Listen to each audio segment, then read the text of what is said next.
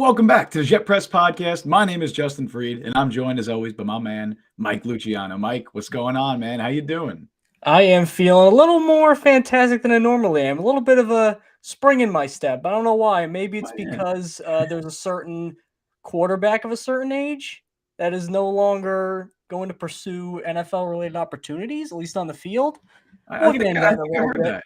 I think I heard about that as well, and it's fun because the last few times we've done this show, big news has happened right afterwards. But for once, we have big news come out right before. Of course, Tom Brady has retired. This, as a Jets fan, this is a good feeling. It's obviously a different feeling because we had the same feeling last year, and obviously that kind of didn't end up happening. But we could talk about what this means for the Jets going forward, what this means for Aaron Rodgers, Derek Carr. I personally, I'm happy that Tom Brady's retired. I feel like I'm in a minority here, and I don't want to start off by alienating anybody. But I don't hate Tom Brady as much as I think a lot of Jets fans do. I really don't. He's tormented the Jets over the years, and I sports dislike him for that. But as a person, I don't necessarily dislike him. Mike, what has Tom Brady meant to you in your Jets fandom, in your football watching fandom? Well, let's kind of take you back to my formative years as a Jets fan, which was kind of the end of Herm Edwards and the beginning of Eric Mangini. And honestly, looking back on it, that would be the time, honestly, where Tom Brady would have frustrated me the most. Because in his late 30s and early 40s, that was elite quarterback play on pretty much every level, just from a surgical perspective, the way that he was able to read the field, find guys in that advanced stage. So just from a guy who appreciates the game, it's really hard to hate that too much. But growing up, those were elite defenses, and there were a lot of, 21-16 and 19-13 games where he just barely kind of squeaked by before he got Randy Moss and really started tormenting us. That was the beginning of, can this guy please leave? I don't want to get, honestly, too positive with some of the praise because I did that the last time. I had my whole, Tom Brady means so much to the game and he's a wonderful guy, which is true. But you know what? I lost the sympathy a little bit because he had 2 chances to go out on top. Didn't take either. He could have gone out after 28-3. No one would have said a word. Legacy exactly the same. He could have gone out after the first year without Belichick, winning it with Tampa. That would have been a storybook and ending. Peyton retired after winning a Super Bowl, but that was not a heroic performance. And instead, this is what you get. You lose to Desmond Ridder. You lose to Dak Prescott. You end up 8-9, which Brady had never been in his career as a starter. And then you get, he got humiliated in that Cowboys game. The Cowboys aren't particularly amazing. And they just bull rushed him. So I don't want to dance on his grave too much, but at the same time, this guy did ruin my childhood for a large part of my childhood. So I can't be like, oh, actually it wasn't that bad. It's kind of hard to separate it with this individual particularly. Yeah, you bring up a good point. I feel like I did the same thing or a similar thing last year when he retired of hey, man, for as much as he's tormented the Jets, he's a fantastic quarterback. He doesn't seem like a bad guy from what we've seen. Obviously, that maybe some people will disagree with that, but I gave him my fair share of praise. I did put out an article on the Jet Press, which I've now revisited on Twitter, where it was Tom Brady, famed Mark Sanchez postseason victim, retires at 44. That was a fun article. Maybe I'll do something similar, but for the most part, it was praise. I agree with you, though, that he got his praise last year. We don't need to run this back now. There's a lot more to talk about with this offseason, from Aaron Rodgers to Derek Carr. The Tom Brady retirement news, I don't think it's going to be as big of a deal this time because we've already seen it. It's old, it's new news, but it's old news, And I think what's a more interesting discussion is how the Tom Brady retirement affects the Jets, how it affects Aaron Rodgers' market, how it affects Derek Carr. Now there's one less quarterback that's on the move. There's one more team that's going to need a quarterback. So, Mike, how does Tom Brady retiring potentially affect the Jets and the markets of the other quarterbacks? Well, it all depends on Tampa's direction because they could go in one of 2 ways, 2 incredibly different ways, because they are in the weakest division, not only in the league by a mile. This is the weakest I can remember a division being. New Orleans, I would say okay. They got some nice pieces, but again, no quarterback. Carolina, same thing. Got some pieces. I like Frank Reich. no quarterback. Atlanta might have a quarterback in Desmond Ritter, and I like what Arthur Smith does. I don't know if they have any defense. So Tampa could just say, you know what? We still have all these stars. Mike Evans is still here. Chris Godwin is still here. Ryan Jensen's going to be back. We have some impact defensive players. If we just get a Garoppolo, a Carr, or even a Rodgers if they want to go really big, they could run away with that division. Now, at the same time, you look at the 2024 draft, there's Caleb Williams, who I don't know if he's in that Elway, Luck, Trevor Lawrence, unbelievable level where it's just, all right, we're going to take him and then 10 years, kaboom. But he's close. And then Drake May is also pretty close. That's as good of a QB2 as you're going to find. So there's also the option, you know what, let's just go bottom out. Let's go draft a quarterback. Well, let's just start Kyle Trask. If he's great, he's great. If not, whatever. Let's get a new guy. So I think it all really depends on what Jason Licht wants to do. Yeah, and I think as far as Rodgers is concerned too, I've seen people float around this on Twitter. It makes a lot of sense that this makes him a lot less likely to retire, in my opinion. Knowing Aaron Rodgers, I think it's just, I don't think he'd want to retire in the same offseason as Tom Brady. I don't think he'd really want that news overshadowed. I don't think that Rodgers wants to be the second most famous quarterback to retire this offseason. Now, maybe that's speculation, but I just don't think it's going to happen. I know it seems like he's kind of, half in, half out this year. I think it's a lot less likely. Like Brady retiring, I think it makes a lot less likely that Rodgers would decide to retire. And I also don't think the Bucs would be contenders for Rodgers because it seems pretty clear that the Packers don't want to trade him within the NFC. That's been reported. I don't think they would do it. I don't think Rodgers would go to the Bucs. As far as like maybe the Raiders, like that could still make sense, but they could go after someone like Jimmy Garoppolo. Obviously, the Raiders were a team that were reportedly eyeing Tom Brady if he stayed, but Garoppolo makes a ton of sense there because of McDaniel's connection. Either way, I think the Brady news is honestly good for the Jets because I just think it makes it less likely that Rodgers retires. And I don't think the Bucs are going to be in play for him anyway. So that's where I think this Brady news really impacts the Jets. Well, you say less likely that he retires. I'm really not so sure because I'm watching this Pat McAfee interview. Now, I'm not saying I'm here for seeking out Pat McAfee. I think he does a fine show, but that's really the only source where you're going to get Aaron Rodgers unfiltered or Aaron Rodgers as he is. And he said all the right things, praising a lot of the coaches he's worked with, like Tom Clements, praising Nathaniel Hackett, who was hired as offensive coordinator of the Jets. We called it football malpractice 2 weeks ago. I still do believe that because he was horrendous in Denver. But Aaron Rodgers likes him. Now, on one hand, you'd say, oh, that's great because he's talking up the coordinator of the Jets. He's trying to facilitate some sort of move. Looking back on it, that whole interview was full of, maybe I will. I'm going to take some time. He had a quote where he said, the next few weeks are all about these two great teams in the Super Bowl, the Chiefs and the Eagles. That to me doesn't seem like a guy who's really urgently trying to figure out where he wants to go. Like Derek Carr wants to leave the Raiders like now, like within the hour. Aaron Rodgers is willing to take time. The problem then being, of course, now the Raiders could cut Carr, but if they want to trade him, that February 15th deadline is coming up fast. So the Jets, I don't really think can afford to just, let Aaron Rodgers dictate the pace of the offseason.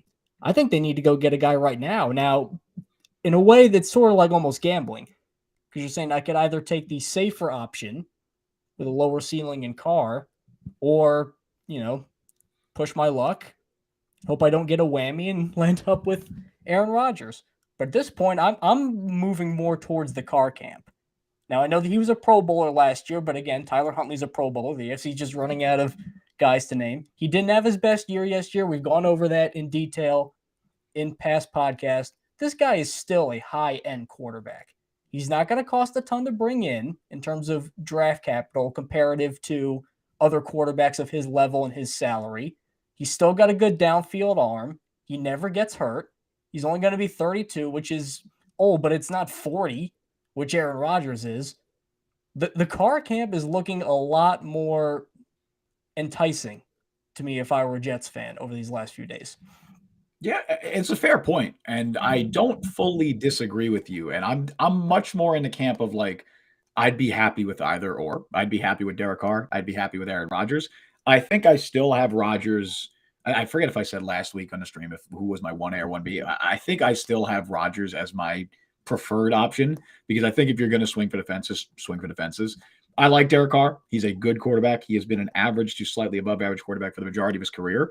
But you get a lot more of those flashes from Aaron Rodgers, and we still saw it last year. I know he had the most interceptions, I think, of any year in his career. He's still a damn good quarterback, and he still has damn good games. He could win you a lot more games by himself than what Derek Carr can. That's not to say Derek Carr can't do it because he can. He's very volatile. He has those great games. He has those poor games. I hate the whole, like, as a side note, the whole can Derek Carr outduel Patrick Mahomes debate. One, who can outduel Patrick Mahomes? Two, Joe Burrow couldn't. Josh Allen couldn't. Right. We just saw Josh Allen put up 10 points in a playoff game, right? And like it's not like you can have a fantastic quarterback, and that doesn't mean it's going to happen. Derek Carr put up 29 against the Chiefs and lost by 1 point this year. He's had some really great games. He does. He's Derek Carr. But at the same time, I think Rodgers, if the Jets want to swing for the fences, if they want to say, look, we have a roster right now that we think can compete for a Super Bowl, because if you trade for Aaron Rodgers, that's what you're saying. You're not trading for Aaron Rodgers to compete for a wild card spot. You're not competing, or you're not trading for Aaron Rodgers to be like, all right, we'll get into the wild card round. Maybe we'll win a playoff game and that's it. That's not why you're trading for Aaron Rodgers. That's why you're trading for Derek Carr. You're trading for Derek Carr to stabilize the roster. But if the Jets think that they have a roster that can compete for a championship right now, as long as you make a couple of adjustments, you're not only getting a quarterback in here, you fix the offensive line a little bit, you maybe add a safety, linebacker, whatever. If you think you have that roster, then you go out and get Aaron Rodgers. Well, you also want to get Derek Carr for the longevity factor. Like, if I told you right now that Derek Carr has, let me say, 6 seasons, which would take him till he's 38, of play at the level he's been at the last few years, or at least slightly below it, that's still high-end quarterback play in this league. Like, there's not that many just amazing quarterbacks out there. The best case scenario, how many years does Rodgers have left? 3? Yeah, that's optimistic. Yeah, I agree. I mean, he might leave after 1. You might end up trading multiple first-round picks for 1 year of Aaron Rodgers. And how often have the Jets been in this quarterback hell, this quarterback purgatory, where it's just constantly finding guys, signing Josh McCown for a year, stopgap guys? I'm tired of that, quite frankly. I want some sort of stability. Like, I know the AFC is going to be tough for God knows how long, because Mahomes and Allen and Burrow and Trevor Lawrence and Lamar, they're not going away. I get all that. At the same time, that's an argument for Derek Carr, because you can't just be cycling quarterbacks in year after year. So if Rodgers leaves after 2 years, irrespective of the success he has, like, unless he wins a Super Bowl, fine. Let's say he doesn't, and he leaves after 2 years. Right back where we started, albeit with a more expensive roster, because Sauce and Breece Hall and Garrett Wilson and potentially whomever they draft this year, they're all going to have new extensions waiting for him. Sure. And I think it's just like, I think I talked about this last week too, with Derek Carr, right? I'm not confident that you're going to get 6 years of this level of play out of Derek Carr. First of all, I've been a defender of Derek Carr for a while, but I'm going to play devil's advocate for a moment and say that he was a below average quarterback this past year. And you can make excuses for why it was. I think he was a very poor fit for the Josh McDaniels system. I don't think McDaniels ever really bought into Carr as a quarterback. His offensive line is really, really bad. His defenses have always been terrible. We've talked about that a lot. But he was a below average quarterback this year. And I'd also say that apart from the elite tier of quarterbacks, there's not necessarily a great track record of average to above average quarterbacks aging well and still playing at that same level, 35, 36 years old. So I think with Carr, you might not have those 6 years. And honestly, if you trade for Derek Carr, I don't want the Jets to have Derek Carr for 6 years as their starting quarterback. This is what I talked about last week, is if you trade for Derek Carr, the entire point of that is you're stabilizing this current regime. You're stabilizing the roster. You're hoping that Carr can get you to the playoffs, keep everybody's jobs, and basically make you a competent football team with a competent quarterback. Then you kind of can go the 49ers route, where they had Jimmy Garoppolo and they traded up to get Trey Lance. And you get your guy of the future to develop behind Derek Carr, unless that player is Zach Wilson, which I don't think it will be. Maybe the Jets do. I don't think it will. Almost certainly not. Right. I think maybe he's on the roster this year and they're hoping that, but I don't think he's the guy that they're going to try and develop also, because he's already going to go into year 3 this year. So that rookie contract's running out. But I think that is what you're hoping for with Derek Carr. I don't hope that he's the quarterback for 6 years. They trade for Derek Carr, because I don't think Derek Carr in 6 years is going to be a very good NFL quarterback. But I hope that they would get Derek Carr, develop someone behind him. So either way, I think Carr and Rodgers aren't necessarily long-term options, although Carr is a longer-term option. I think the ceiling of Rodgers in the short term makes him more appealing to me. Well, I got 2 points to go off of that, and I would say I'm going to phrase them as questions to you. Number one, you brought up, well, there's not really great track record of Carr level quarterbacks aging gracefully. Was there really one for 40-year-old quarterbacks of any level outside of Brady? And Drew Brees kind of, even though his arm was shot. So I think with Rodgers, it's almost like a 6 and 1, half a dozen the other kind of thing, because there's all these questions about aging.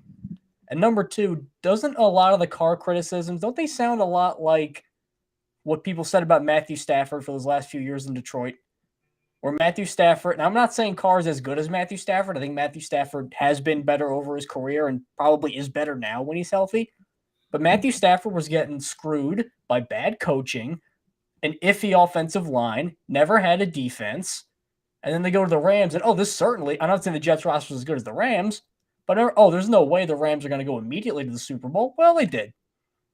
So, I mean, it's possible if you just get a guy in the right situation with the right players around him and he hits a groove. Mm-hmm. Yeah, you would be like, there's red flags with Rodgers. Let me make that very clear. There's red flags with both of these guys, but there's very obvious red flags with Aaron Rodgers. He's 39 years old, coming off one of the worst seasons of his career. On top of the fact that there's no roster certainty beyond year one. Like, I completely understand that. That's why for year zero, we don't know if he's going to play. Well, he's retired a week from now. Obviously, you're not trading for him unless you know he's playing this year. And that's the other thing, is that whatever you're giving up, we talked about potential trade compensation last week as well, you're not giving up 2 first-round picks just undisputed. Like, you're not going 2 first-round picks in on Aaron Rodgers. If that's what it costs, you're not trading for Aaron Rodgers. If you are giving up a first-round pick, I'd like it to be a conditional pick. If it's going to take your 2023 first-round pick and maybe a conditional second in 2024, I don't want to do the trade. I don't want to give up a first-round pick without knowing that he's on the roster for 2 years. If he's on the roster for 1 year, I don't think that's worth a first-round pick. So I think you need to have some level of certainty. And if he is going to only be on the roster for 1 year, you need to know you're not giving up a significant amount of draft capital, because then you might need those draft picks to either draft the quarterback or trade for one. You might need those picks to get your next quarterback if Rodgers is only here for 1 year, which totally could be possible. I think he comes back. I'd be very, very surprised at this stage if he retires this offseason. I think he's going to be back in 2023. We'll see how he plays. I think that will determine a lot of one. It'll be determining on where he goes and how he plays. That will determine whether he's back in 2024, because I truly think he is 1 foot out the door right now, and he's looking at retirement. But you need to have some kind of certainty if you're going to give up that kind of draft capital, and if not, then just don't trade for him, and then you go to Derek Carr. If that's what the asking price is, then you go to Derek Carr. I do want to agree with you, though, from what you said before about the time constraints of the whole Derek Carr situation, because Derek Carr, like you mentioned, I believe it's 40 point something million of his contract becomes guaranteed on February 15th. So the Raiders have to make a decision before then. They have to either cut him or they have to trade him before February 15th. There's been reports coming out every day, seemingly, about what they're going to do. I think the latest one was that Carr doesn't want to be traded, or Carr doesn't want to be released because of the optics of it. I don't know how true that is. Who knows how true that is? I want to bring up another interesting wrinkle in that plan. Derek Carr, like you mentioned before, was named to the Pro Bowl this year, along with Tyler Huntley, famous NFL legend Tyler Huntley. Zach Wilson had more touchdowns than Tyler Huntley this year. What was that?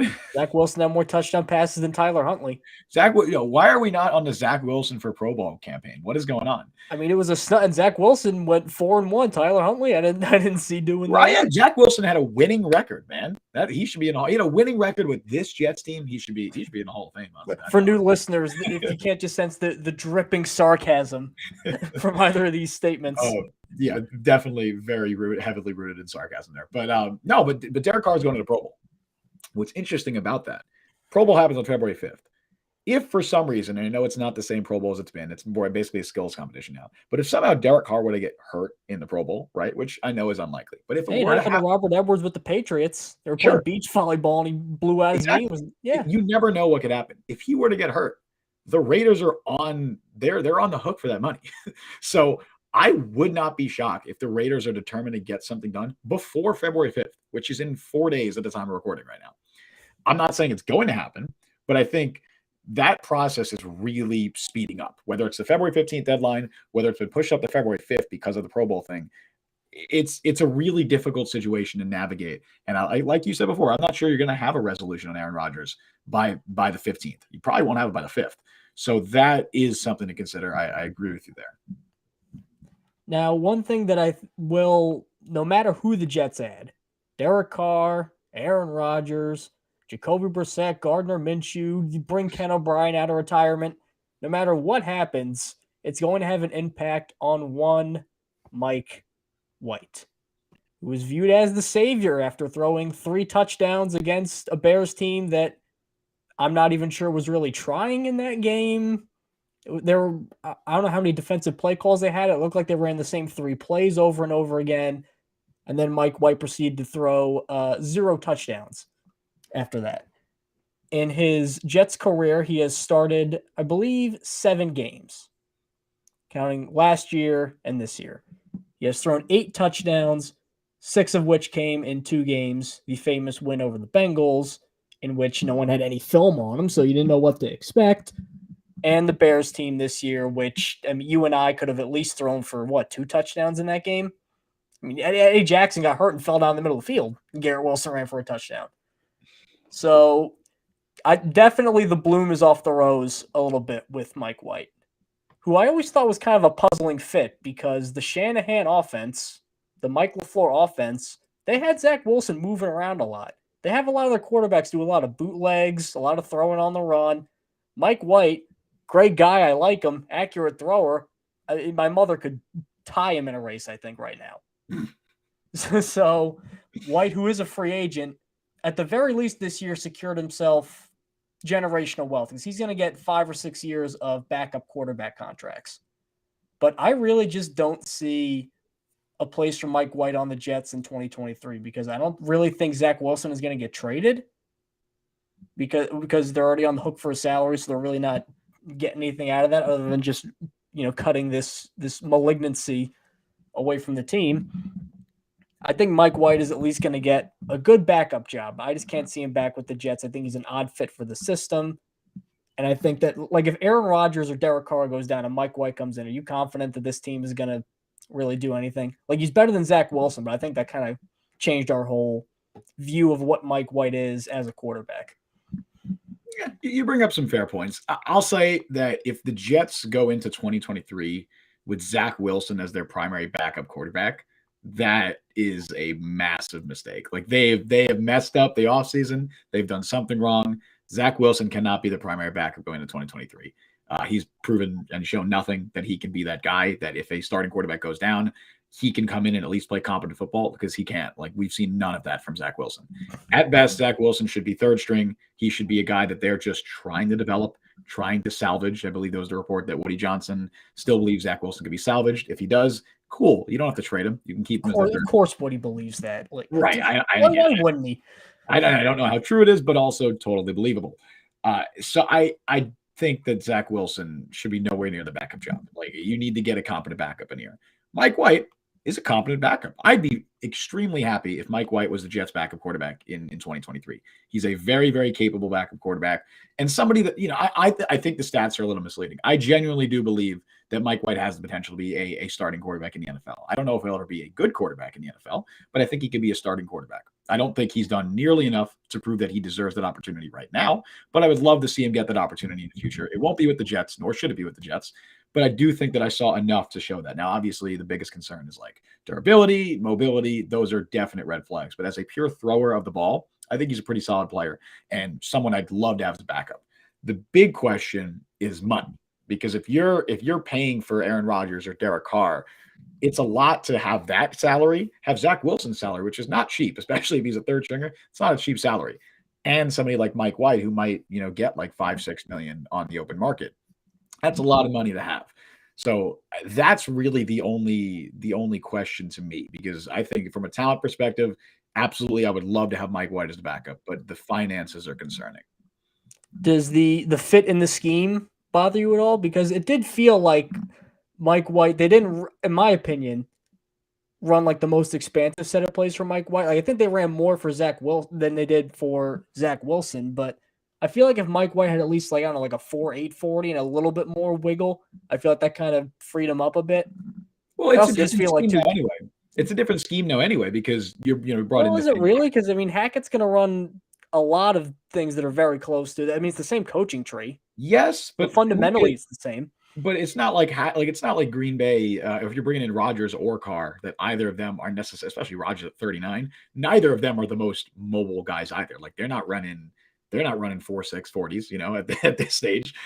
So I don't think either of them necessarily fit that mold of like the super mobile. Not even super mobile, just a guy who has escapability. Like that's Rodgers, obviously in his prime could do that, but at 39, I'm not sure. I don't even know if I don't want to see him do that at 39, just to avoid injury. And Carr's Especially never coming off a really thumb problem he had all year. Like God knows. right, and he's had shoulder issues in the past. Like I don't want to see Aaron Rodgers do that. So I'm not really concerned about the scheme fit. I think he's a good quarterback who would be a high end backup. I know flashback to a few years ago, and I know Jets fans would love to forget this, but that's what we said about Joe Flacco when the Jets first got him. We're like, hey, he's a high end backup. It's funny that narrative quickly faded, but that was the narrative at a point.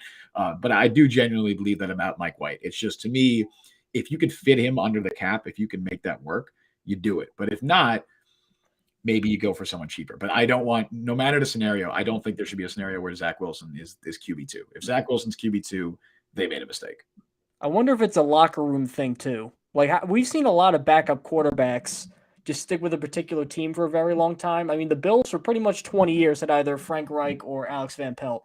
Now it's Matt Barkley. Excuse me? Now it's Matt Barkley. Oh, yeah, now it's Matt Barkley.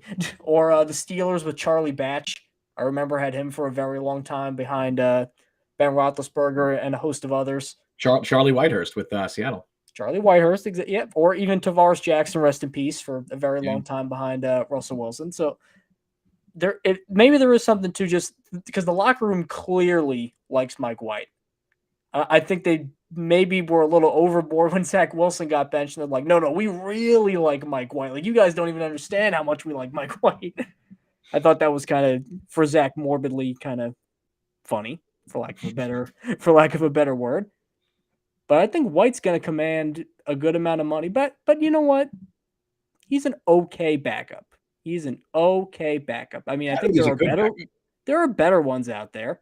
And I liked Mike White pre-draft. I believe I had him QB7 when he came out because that was the Darnold year. And everybody had their top 5 in whatever order it was. I believe I had Baker, Rosen 1, 2, which was not nice. Not my finest hour. I had Baker, Rosen, Lamar 3, Darnold 4, Allen 5, followed by everybody pretty much had Mason Rudolph 6, and then it was God only knows from after that. But I remember Mike White at Western Kentucky. Big, strong guy, good deep arm, processes quickly. I mean, it's what you want out of a backup. I just think there are better options out there, personally. Like, I think personally, maybe like a Gardner Minshew-y guy. I think Jacoby Brissett's a free agent. I think you should try and at least make a run at those guys. And then if all else fails, you have a known quantity that everybody likes and has performed, I would say, okay, given the totality of the circumstances around him. Sure. And again, it all just comes down to dollars for me. Like Minshew and Brissett are both excellent backup quarterbacks. I'd be happy with either of them as backup as well. It just depends on what they're asking for, what the price tag is on all of them. Brissett just had a really good year in Cleveland. And I know a lot of people haven't really talked about it as much, but he was good. Like, he was a genuinely good starting quarterback this year. Not like better than Deshaun Watson was. Significantly better. Watson was terrible when we saw him play. So I think that Brissett should get more than Mike White on the open market. Minshew, I think that's a fair comparison for what we're realistically expecting both of them to get. Either one I'd be happy with, but you do bring up a good point. You do mention that the locker room does really like Mike White, and they really do. They love Mike White. That's not phony at all. No, yeah, it's not. And so if that could play a factor, one, in Mike White returning, maybe he, if he has similar offers from the Jets or elsewhere, maybe he does want to return to the Jets, especially if, like, say the Jets go out there and they trade for Aaron Rodgers. And then you bring back Mike White as the backup. I think it's a good spot for Mike White. One, because you don't know if Rodgers is going to remain healthy the entire year. And two, we don't know if Rodgers is going to stay on the team past this year. So that's potentially an opportunity for Mike White to maybe take over the starting job. Like this, I'm talking from his perspective, right? What would be the best landing spot for him? And if the tiebreaker comes down to locker room and it comes down to familiarity with the team, with the coaching staff, the Jets should get that tiebreaker. So I would like to see Mike White back in next year. It comes down to money, but I think he's a good backup quarterback. I don't think he's okay. And he's one of the few Adam Gase holdovers who's still on the team. He is. That's right. With people forget this too. Mike White is only on the team. The Jets don't look at Mike White and think this guy is going to be this. He was signed as filler because that was the Darnold mono year. Trevor Siemian gets hurt after like a quarter of Monday Night Football. Luke Falk, who, boy, did he make me swear off air raid quarterbacks, because I thought Luke Falk was actually going to be okay, and then he was the farthest thing from okay. Sorry, Luke, if you're watching, but I mean, you were in those games, you know. I love how you can go the domino effect of Sam Darnold getting mono to Mike White, like the Bengals game, like Mike White being in the Hall of Fame. Like he has a spot in the Hall of Fame. Like that game is like enshrined in the Hall of Fame. So I think that's pretty funny that you can, as I hit my microphone, I think you can like put the domino effect of like Sam Darnold getting mono, Trevor Siemian breaking his ankle in the first quarter, whatever it was, to Mike White going to Hall of Fame. And nearly, imagine if he had led the Jets to the play. Like, imagine he doesn't get hurt and he actually somehow leads the Jets to the playoffs this year. The domino effect of Sam Darnold getting mono to the Jets breaking their playoff drought, I think that would have been really funny. I mean, there's also a through line too of makes the Trevor Lawrence move even hurt more, because I mean that was the beginning of, okay, this something's wrong here. You give me a great idea of I think others have done. I'm sure others. I think NYJ Matt has done this, but like Jets alternate history or something like that, something along those lines, where we just take one moment and like it doesn't happen, or take one thing and it change the history of it a little bit, and now how does that unravel? I think we could do that in the summer. I think like Marvel, the Jets cinematic universe. Yes, the JCU, the JCU. It's a lot better than JC Penney, which that doesn't make any sense. We could do that. I'm excited to do that. You had it at JCU and then you ruined a good thing, and oh God. I'm excited for the potential JCU, but you know what else I'm excited about, Mike? I'm excited. If you say the Senior Bowl. I'm excited that we finally get to talk draft. I really am excited that we get to talk draft, because Justin will be performing at the Comedy Store in LA in 2 weeks. Dude, I'd be terrible as a stand-up comedian. Stand-up comedy is awesome. But no. I'm very excited we can talk draft. Legitimately, I have not dove into draft content nearly as much as I would like to, but over the last like 2 weeks, I've dove in a lot more because the Senior Bowl is coming up. So we got to talk some Senior Bowl. The Senior Bowl is happening right now. The practices are going on right now. There's not as much hype around the Jets in the draft this year as there has been in the past, which is a good thing. That should be a good thing. But Mike, we'll start with you. We're gonna go back and forth and name some players that we're looking at this draft season at the Senior Bowl.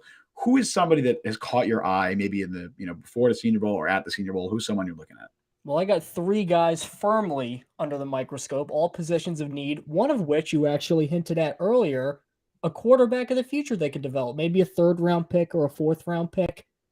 For those that don't know, right now the way the draft is shaping up, it looks like there's kind of a set top 3 of Bryce Young, CJ Stroud, and Will Levis from Alabama, Ohio State, and Kentucky. And those are pretty much mix and match in whatever order that your scouting scale deems them.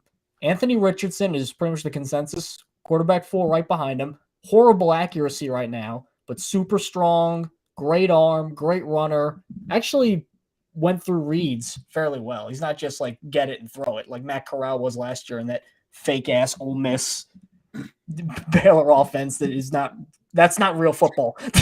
Would you have a personal vendetta there? Well, I was scarred by Bryce Petty, and there's a lot of Baylor offense all over that Ole Miss. I mean, it works great, but it could make Bryce Petty. And then getting back to these quarterbacks, after that, there's really not a whole lot that's certain. There's Hendon Hooker, who put up 1 billion yards this year at Tennessee, but he's also 25 and is coming off an ACL injury.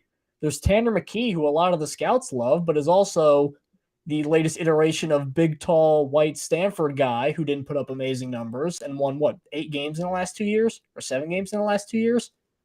And then beyond that, it's kind of a mix and match of, take your pick, guys.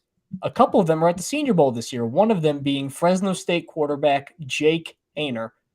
Now, he's not the biggest guy, I'll give you that. 6'1", a little over 200 pounds, and I think he was bulking to get to a little over 200 pounds. So he's not the biggest guy out there. At the same time, let's just look at his college numbers. 2021, after transferring from Washington, he goes to Fresno State, 67% completion, 4,096 yards, 33 touchdowns, 9 picks, with Kalen DeBoer as his head coach. He then goes to, DeBoer does, to Washington. Haener goes with him. At the last second, back to Fresno State, Jeff Tedford, who developed Aaron Rodgers, Peyton Manning, Jared Goff, kind of a legendary quarterback guy, gets his hands on him. 72% completion, just under 3,000 yards, 20 touchdowns, 3 interceptions. For a guy that little who played in the Mountain West, I know Jets fans don't like the Mountain West right now because of Zach Wilson and another little guy. I get it. Jake Haener played in an offense and on a team that I think is more conducive to NFL success than Zach Wilson. I mean, Zach Wilson had grown-ass men who were 26 blocking 19-year-olds, and everybody was running open 20 yards down the field. Haener didn't do that, and he still showed off an NFL arm, NFL accuracy, NFL playmaking out of structure, and unlike Zach Wilson, I really like his pocket mobility. Because Zach Wilson would just bail and run and throw. Haener will stay in, he'll make a couple moves. He's not going to be this good, but it's a little Burrow-esque. And just one little shift to the left, one little step up, and then flick it. There's a lot to like about Haener, and all the reports are saying he may have been the most impressive one of the quarterbacks who were throwing there. So if you want one guy to target with your probably 3rd to 5th round pick, a lot of good things to like about Jake Haener, especially in this Jets offense. Yeah, bringing up quarterback is interesting. Like I haven't really looked too much at the quarterbacks in this year's class just because I'm fairly confident the Jets aren't drafting one at least high. But drafting one in the mid rounds does make some sense. I will say that if you have Zach Wilson on the roster, I don't want to draft the quarterback because I don't think Zach Wilson should be QB2, like I said, and you're not going to carry 4 quarterbacks, in my opinion. So you're going to have, whoever your starter is, hopefully a competent backup, whether it's Mike White or any of the guys we just discussed, and then Zach Wilson. If you do trade Zach Wilson, though, 100% totally on board. Take a mid-round swing. Sometimes you'll get a James Morgan, sometimes you'll get a Jalen Hurts, So I'm totally fine taking that mid-round swing if Zach Wilson is traded. If not, then I'm saying probably don't take a quarterback. One guy that I'm eyeing, I think that everyone knows the Jets need to address the offensive line this offseason. That is probably, other than quarterback, that's going to be the biggest point of emphasis. And it sucks that we keep saying that. It sucks that Joe Douglas came in and was like, offensive line's priority. And here we are in 2023, and we're still saying that that's a big priority. But I think that a lot of people have the Jets going offensive line in round 1. Now, some people might say tackle. One guy who I'm looking at is Osiris Torrance out of Florida, who's a guard. And he makes a ton of sense if your plan is to have Elijah Vera-Tucker be your long-term right guard. If you saw if the Jets saw Elijah Vera-Tucker last year play right tackle, and I was impressed. And if they were impressed, and if they think he has a future at right tackle, then you could move him to right tackle, and he can be your right tackle going forward. On top of that, you can potentially move Osiris Torrance over to left guard and move Vera-Tucker to left guard after you move on from Laken Tomlinson past 2023, assuming they do, if he has another disappointing year. So you have flexibility there. Osiris Torrance, 6'4", 337, 335, whatever he is, just a mauler of a guard, which I know in the past the Jets have kind of emphasized more athletic offensive linemen. But I think bringing in Keith Carter as the offensive line coach from Tennessee, it makes a lot more sense to go a bit more power run this year, which we haven't really seen from the Jets in a while. It's been years since they've done that. And I think Osiris Torrance fits that mold very well. He's a little bit of a work in progress as a pass protector, but he didn't allow a sack this past year. Heck of a run blocker, could be a first-round pick. Honestly, if he improves his stock, I could see him going as high as 13. I really do. I think he can go 13 to the Jets. He's clearly the top guard in the class, and what's a very weak guard class. So unless Peter Skoronski, who's a tackle for Northwestern, moves to guard because he's got some shorter arms, if that doesn't happen, I think it's Torrance and the rest of the field for the interior offensive line. I completely agree. So if they're going to go guard in the first round and their plan isn't to move Peter Skoronski to guard, Osiris Torrance makes a ton of sense, especially if you want Elijah Vera-Tucker at right tackle. So that's someone, for me, that's who I'm looking at right now at the Senior Bowl. Now, Andy in chat says that guard and center should be our first 2 picks. I don't know about 2 interior linemen, but I think if they go the first 2 rounds without 1 lineman at any position, I think that's a failure. I don't know if you need to go that heavy, but I definitely agree with the sentiment. Now, if you want a tackle, boy, do I have a tackle for you.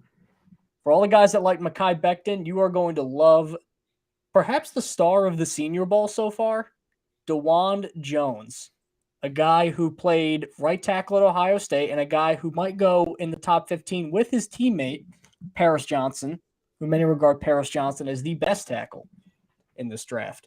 Let's just look at DeJuan Jones' measurements because these are unbelievable what I'm about to read. 6'8", 360 pounds. So immediately, that doesn't impress you? You've heard that before, Mekhi Becton? How about an 89.5-inch wingspan, which it would be the normal wingspan of somebody who is 7'5", and DeJuan Jones is 6'8". So if you're just drafting for traits and you're just drafting for physicality, I mean, you might find a lineman better the next 3 years than DeJuan Jones in terms of what he has to work with. Now, when you draft a guy that big, like the Ravens did with Daniel Falele a couple years ago, forgive me if I'm pronouncing his name wrong, or Jordan Mailata for the Eagles way back when in 2018, there's going to be some concerns about how he's going to handle speed at the NFL level.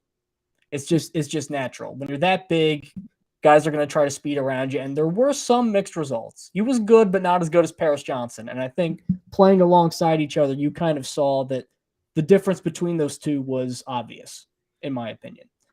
At the same time, absolute mauler.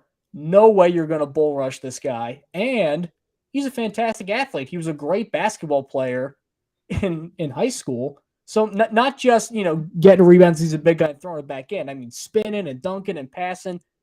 I think that's relevant to NFL success. I think this guy's mobility for a guy that big, I think it's better than Mekhi Becton's.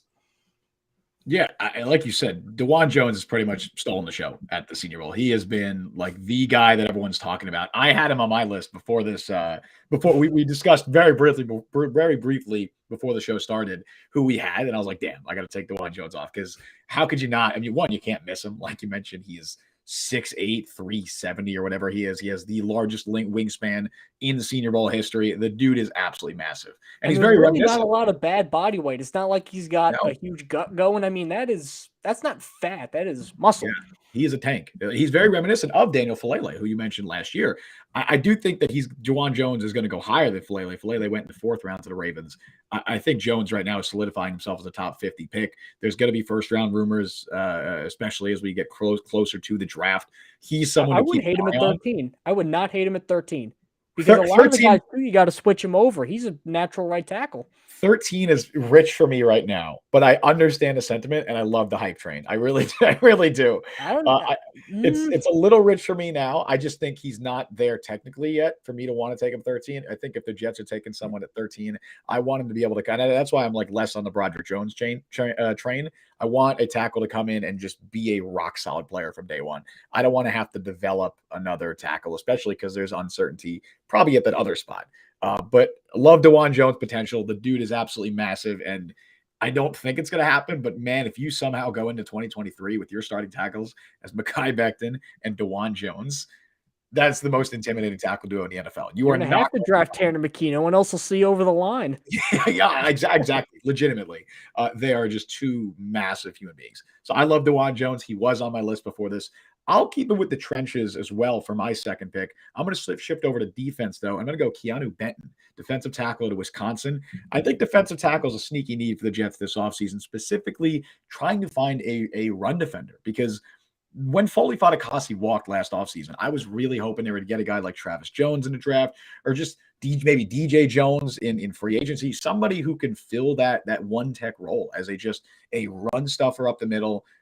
Who, you don't need someone to be that Quinnen Williams. You have that Quinnen Williams. You needed a one-tech run stuffer, and they didn't really get that. You had Sheldon Rankins, who had a really good year, but he's not a one-tech guy. Neither is really Solomon Thomas or Nathan Shepard. They're both below average backup defensive linemen, maybe average backup defensive linemen at best. They're both free agents. Rankins is a free agent. You don't have a lot of certainty on the defensive line. I would love to go after someone like Keanu Benton. He's maybe the best run defender in this class. He is a phenomenal fit as a one-tech nose tackle. And I do think a lot of the ways Wisconsin used him was kind of out of necessity. I think he can really fill a three-tech role if you want him to. He has that versatility. He has the athleticism, I think, to be a better pass rusher than he's shown. And he also had more sacks and pressures last year than he had at any other point in his career. So I think he's shown those improvements as a pass rusher. By all accounts, he's impressed a lot at the Senior Bowl this week. I think he's your Foley Fatukasi replacement a year later. The Jets never got their Fatukasi replacement. They don't really have anyone on the roster to fill that one tech. I'd love to get Keanu Benton, have him start alongside Quinnen Williams at one tech. He could be a day 2, even early day 3 pick, probably more going to be day 2 at this point. But he's someone I love. I think that's a really underrated need for the Jets, and I think he really fits what they're looking for. If you can draft a starter on the D line on day 2, A+. But imagine the run defense when you have an alignment that could potentially have Quinnen Williams, Keanu Benton, Michael Clemens, who's going to get better, and while he wasn't amazing last year, Jermaine Johnson can defend the run on the edge. I mean, good luck. Yeah, and they needed that too, because especially because there's a lot of uncertainty at linebacker too. And if their plan is to run it back with Mosley and Quincy Williams or whoever, you're going to need those run stuffers up the middle, because I don't trust those linebackers. I definitely don't trust the safeties right now. That was an underrated need for the Jets this year, is that run defense, especially when they took Quinnen Williams off the field. When Quinnen Williams was on the field, he masked a lot of the other issues with that interior defensive line. But when he was off the field, we saw it. Teams ran all over the Jets. So bring me Keanu Benton, fix that run defense. That's my number 2 guy. I'm glad that you brought up safeties, because as some listeners may have noticed by now, just the guys who physically stand out at the position, they always interest me, because I mean, it's an old adage, but it's true. I mean, you can't teach height. You can't teach, some of these things. If you're looking for a safety, why not go for a guy who's 6'4", 220 pounds, and hits like a freaking Mack truck?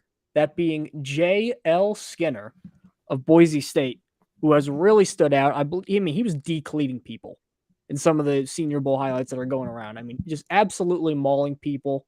Very versatile defender. 4 interceptions this year too, and 2 the previous year. So it's not just like he's in the box and thumping people, although he could if you wanted him to. What really intrigued me about Skinner is Douglas has a history of picking defensive backs like this who are kind of in the middle. I mean, Hamza Nasruddin, who was one of my draft crushes. I'm still hoping and praying that Hamza's gonna be the guy, because I had like a 3rd round grade on him. I mean, he was flying around. Now, he kept getting hurt at Florida State. That was another problem, but a really good player that I like, Jamie Sherwood over at Auburn, who's become more of a traditional linebacker for them. That really gives that gives them the opportunity. If they take Skinner, they could say, you know what, let's just make him a linebacker. Let's make him a Quinnen Williams replacement, or let's make him a LaMarcus Joyner replacement. Or, you know what, let's just throw him out there. Let's almost have him in that money backer, Deone Buchanan, Todd Bowlesy role, and let's just see what he's got. I think versatility on day 2 and day 3 especially is going to be a trait that Douglas really looks at this year. You know who I get vibes from when I see J.L. Skinner? You know who I don't think he's nearly the same caliber prospect. Let me take a guess. Yeah, if I get it right, I got to win something. You win a round of applause. Okay. Kyle Hamilton. Yeah. Yeah, I feel like others have said that too.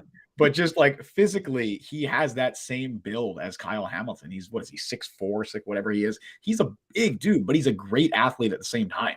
I love the idea of potentially moving him to linebacker and playing him in that role, because he can do that. And the Ravens did that a little bit with Kyle Hamilton this year. They moved him around a lot in that defense, specifically because they had Marcus Williams and Chuck Clark, so they were able to do that.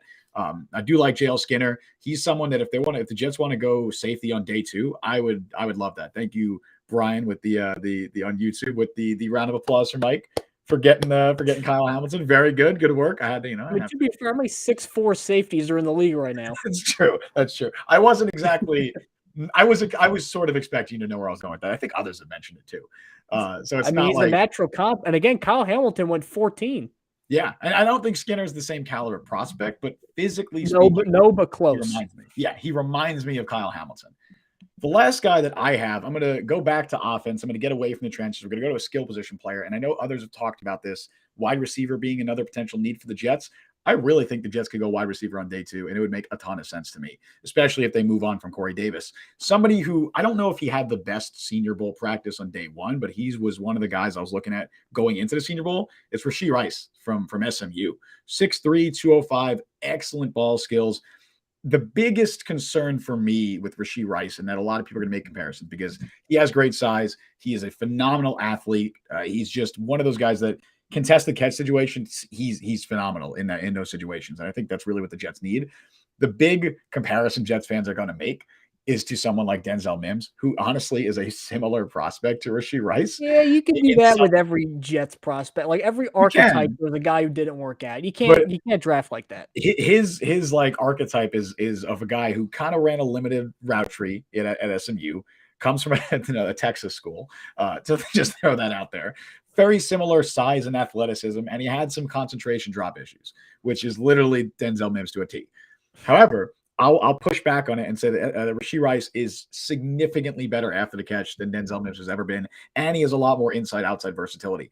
SMU used him all over. They used him in the slot. They used him outside. He doesn't have to be that X receiver that Denzel Mims is, and honestly, that's part of the reason why Denzel Mims really never has done anything with the Jets, because he just was not a fit for what Mike LaFleur was looking for. He can only play that X position.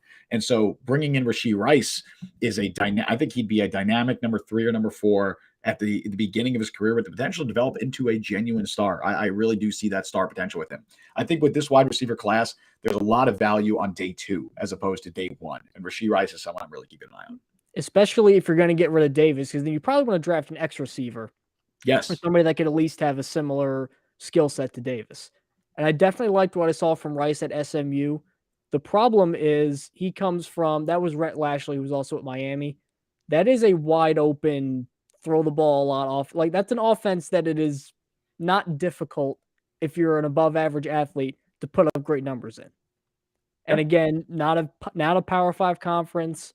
Little nervous about some of the talent he faced. Now, it was the AAC, which is the best of the group of 5. I get that, but there are some concerns about Rashee Rice. But if you just want a Corey Davis replacement, I think Corey Davis is actually about as accurate of a comp as you can get. I think Davis is a little bit bigger, maybe got like an inch on him or like 10 pounds on him, but stylistically, extremely similar. I'd be very happy if he's a round 2 or round 3 pick with the Jets.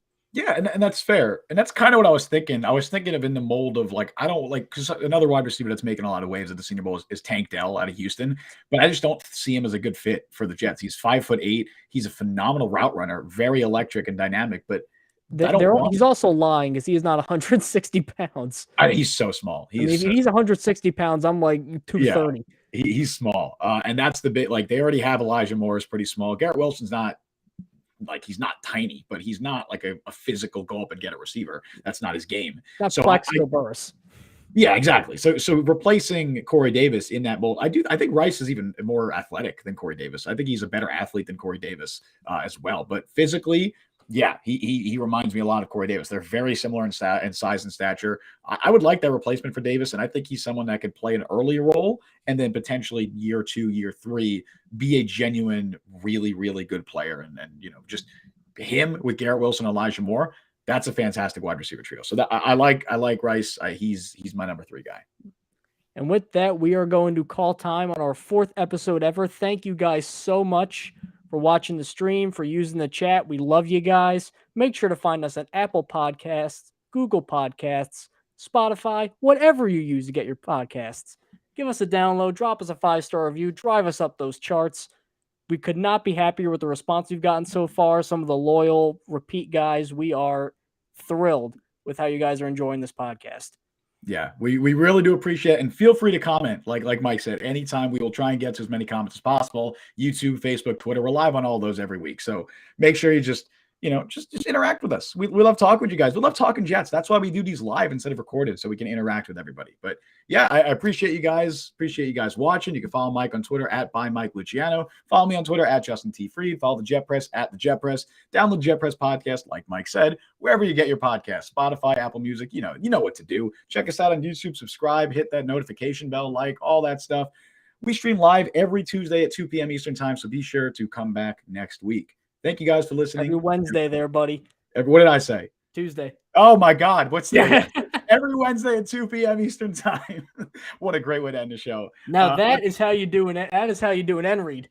That's so great as I have that written down, and I literally read Tuesday. You give the viewers some mystery. That way they never know. Yeah, I literally wrote down Wednesday, and I read Tuesday. So that's wonderful. But anyway, thank you guys for listening or watching, whatever you're doing. I've been Justin Freed. That's been Mike Luciano. We'll see you guys next week. We'll see you next week, guys.